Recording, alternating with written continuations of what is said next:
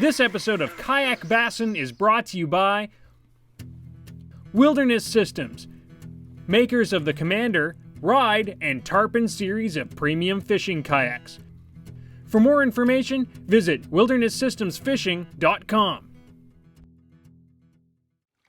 And one thing about where you're fishing, cover like this, where you've got low overhanging cover, you see a lot of your bass professionals will take their lures and they can skip them along the top of the water and have them slide up underneath that cover. In the kayak, you don't have the luxury, unless you're standing up, you don't have the luxury of being able to get up high.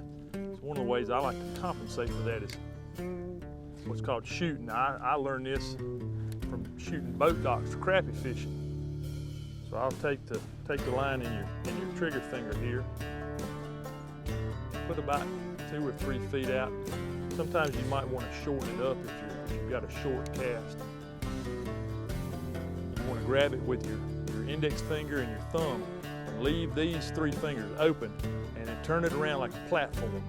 And make sure you keep those fingers out so they don't get in the way of that hook going forward. So I've got my hook pointed up away from my fingers.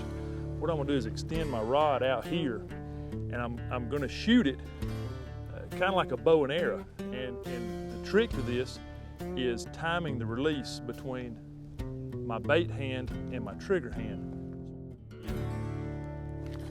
Now that skips that bait up underneath that cover, and a lot of times there's no presentation even necessary.